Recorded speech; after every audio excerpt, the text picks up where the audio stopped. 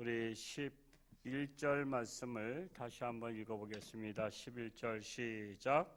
내가 모든 대적들 때문에 욕을 당하고 내 이웃에게서는 심히 당하니 내 친구가 놀라고 길에서 보는 자가 나를 피하였나이다. 사람이 선입견이라는 게 있습니다. 이 선입견이라는 것은 어떤 대상에 대해서 이미 마음속에 가지고 있는 고정적인 관념 내지는 관점을 말하고 있습니다.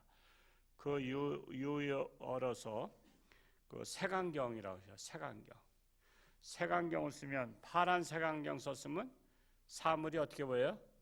파랗게 보이고 빨간 색안경 썼으면 빨갛게 보이는 것처럼 선입견을 가지고 보면 그 사람을 선입견대로다가 본다라는 것입니다. 그래서 어떤 사람을 나쁜 사람 만들기 위해서는 나팔수를 이용해서 헛소문을 내죠. 헛소문을 냅니다. 그러면 어리석은 사람들은 대체적으로 다 넘어가죠. 어리석은 사람들은 거의 다 말만 듣고 넘어가요. 그래서 어리석은 사람은 타인의 말을 듣고 판단하는 사람이 어리석은 사람이고, 지혜로운 사람은 사람의 말만 믿지 않고 그 사람의 말과 평소의 행동, 말과 행동까지 보고 판단하는 사람들이 지혜로운 사람이에요. 여러분들은 어떤 사람 되고 싶어요? 지혜로운 사람 되고 싶죠, 당연히. 근데 그러려면 항상 염두에 둘 게, 누가 누구에 대해서 무슨 말을 해도 말만 듣고 판단하지 말고, 그건 선입견이거든요. 그 사람의 말과 행동까지도 유심히 바라보고 그때 판단해도 늦지 않다라는 것입니다. 그렇다면 이 세상엔 지혜로운 사람이 더 많을까요? 어리석은 사람이 더 많을까요? 당연히 어리석은 사람이 더 많죠. 그래서 어리석은 사람들을 이용하는 겁니다. 이용하는 거예요. 다윗은 사울왕이 죽일 명분이 없었잖아요. 그렇죠? 사울왕이 죽일 명분이 없다고. 근데도 다윗을 죽여야만 자기가 안심하게 되니까 죽일 명분을 찾아야 되잖아요. 그래서 다윗이 자기를 죽이고 왕이 되려고 한다. 그래서 다윗을 죽여야 된다. 그런 논리를 피는 거예요. 그러면서 군사들을 동원해서 다윗을 쫓아다닌 이유는 그가 어떤 나쁜 짓을 한 게 아무것도 없단 말이에요. 근데도 헛소문을 퍼뜨린 거예요. 다윗이 쿠데타를 일으키려고 한다. 그러니까 싹을 잘라버려야 된다. 그러면서 끊임없이 쫓아다녔던 것입니다. 그렇게 되다 보니까 11절의 말씀은 그거예요. 대적들 때문에 욕을 당하고 이웃에게서도 시임이 당하니. 그러니까 내 친구가 놀라서 피하는 거야. 자기 친구들도 그러고 나서부터 멀리하는 거야. 친구들도 괜히 다윗과 함께 했다가는 나도 피해를 당할까 봐 두렵다. 그래서 멀리하는 거예요. 예수님도 그랬죠. 예수님도 십자가에 못 박히기 전에 그 재판정에 갔을 때 제자들이 다 피했죠. 제자들이 피했어요. 왜냐하면 예수는 역적이다. 예수는 나쁜 사람이다. 그런 프레임을 씌워가지고 예수를 죽이려고 하니까 거기에 가까이 갔다가는 나도 같이 죽을까 하노라. 그래서 이 베드로 같은 경우도 당신도 그 당 아니냐 했더니 난 모른다 그런 거예요. 난 모른다. 왜 모른다 그랬어요? 자기는 살려고. 바로 그거예요. 친구들이 다윗을 피했어요. 왜? 다윗을 도와줬다가는 자기도 같이 역적으로 몰릴까 봐. 그래서 친구들도 피했다는 것입니다. 길에서 보는 자들도 자기를 피했다는 거예요. 이것이 바로 말씀을 통해서 우리나라를 보면 우리나라가 선동꾼들이 자꾸만 그렇게 선입견을 가지고 프레임을 씌워서 선한 사람을 나쁜 사람이라고 자꾸만 하는 이유가 바로 그겁니다. 그러면 어리석은 사람들은 거기에 넘어가는 거죠. 12절 말씀을 읽어볼까요? 12절 시작. 내가 잊어버린 바 됨이 죽은 자들 마음에 두지 아니한 같고 깨진 그릇과 같으니이다. 그래서 죽은 사람은 얼마 시간 지나면 잊혀지죠. 죽은 사람은 때가 되면 잊혀져요. 깨진 그릇은 어떻게 돼요? 보관해요, 버려요? 버립니다. 이걸 말하고 있는 거예요. 다윗이 바로 잊혀지는 사람이 되었다고. 국민들로부터 사랑받았잖아요. 골리앗을 죽이고 얼마나 사랑받았어요? 그랬던데 이제는 사막으로 피하고 은신처에 숨어 있다 보니까 사람들이 다윗을 잊혀져 가고 있는 거예요. 사람은요, 자기를 사람들로부터 잊혀져 가고 있다는 것에 대해서 굉장히 고독감을 느끼는 거 아시죠? 그래서 은퇴하시고 나서들 힘들다는 게 바로 그거예요. 특히 목사님들 얘기 들어보면 그래요. 목사님들이 은퇴하시고 나서는 어서 불러준 데도 없고 오란 데도 없고 가란 데도 없고, 그래서 그냥 특히 큰 교회에서 목회하시던 분들이 어서 불러주지도 않고 오란 데도 없고 그러면은 잊혀져 가는 자가 되는 것에 대한 그 스트레스가 엄청 많다래요. 그 스트레스가. 그러겠어요? 안 그러겠어요? 그럴 수밖에 없죠. 여러분, 잊혀져 가는 거. 지금 다윗이 잊혀져 가는 것에 대한 그런 고독감을 표현하고 있는 거예요. 지금 나는 죽은 자와 같이 잊혀져 가고 있고 깨진 그릇과 같이 버려짐을 당하고 있는 것과 같다라고 고백을 하는 거예요. 참, 이거 시편을 읽다 보면 다윗의 시가 제일 많잖아요. 다윗이 학교 나왔어요, 안 나왔어요? 초등학교도 안 나왔어. 근데 어떻게 이렇게 시를 잘 썼어? 와, 물론 하나님이 지혜를 주셨었지만 우리는 고등학교, 대학교 나와서도 글 하나 써달라 해도 쓰기 어렵잖아요. 저 글 못 써요. 그래서 우리는 도전받아야 돼요. 다윗의 시를 보면서 다윗은 어려서부터 목동일만 했어. 그런데도 이렇게 시를 썼어. 그건 우리가 도전받아야 될 사항입니다. 13절 말씀 읽어볼까요? 13절 시작. 내가 무리의 비방을 들었으므로 사방이 두려움으로 감싸였나이다.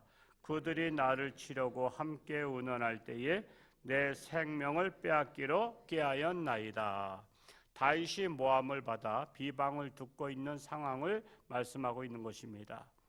이 조선시대에 보면, 조선시대 옛날 이야기를 이렇게 듣다 보면은 역적으로 모함받은 사람들이 엄청 많더군요.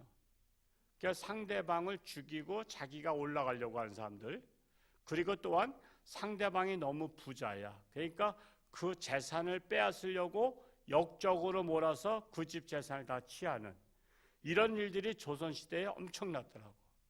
그러면은 이런 것들을 정확하게 수사를 해서 그런가 해야 되는데, 그렇게 밀고를 하면 무조건 잡아다가 주리를 둔다 그러죠. 그냥 묶어놓고 밧줄로 의자에 앉혀서 묶어놓고 이 넓적다리 사이에다가 뒷다란 장대를 양쪽으로 해서 주리를 두는 거야. 이게 주리 둔다 그러잖아요.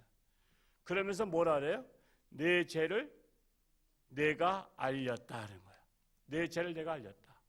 나 아무 역적 모의 한 적 없습니다. 그러면 아직도 정신 못 차린구나. 우선 또 다시 틀어. 그러면서 다리가 부러지고. 여러분, 남이 장군이 역적으로 해서 그거 죽었잖아요. 남이 장군에 대해서 책을 읽어보면 그 사람이 그 역적으로 몰기 위해서 엄청 주리를 들고 무릎을 꿇리고 그 위에다가 엄청난 돌을 갖다 올려놨어. 그래서 이 무릎에 뼈가 다 부스러졌어. 이제 장군으로서는 할 수가 없어. 너 같이 누구랑 했느냐 했더니 그때 영의정과 했습니다 그랬어. 근데 사실은 영의정과 한 것도 없었고 자기도 역적 생각도 안 했어. 졸지에 영의정을 끌어들였어. 그래가지고 영의정하고 같이 무조건 그때 발설하면은 제가 그런지를 찾아봐야 되는데 찾아보지도 않고 무조건 영의정까지 사형을 당하도록 그 마차에다가 그거 있죠?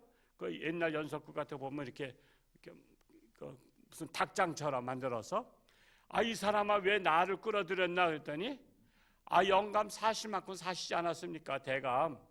아니 내가 역적 모의 하지 않은 거 분명히 아시면서도 영감은 왜 대변을 안 하십니까? 몸 사려 가지고 조금 더 살면 뭐합니까? 그냥 같이 나랑 황천길이나 갑시다. 애롭지 않게. 그래서 그렇게 갔다는 거 아니에요. 그러니까 우리 조선 문화는요, 한문화야. 한문화.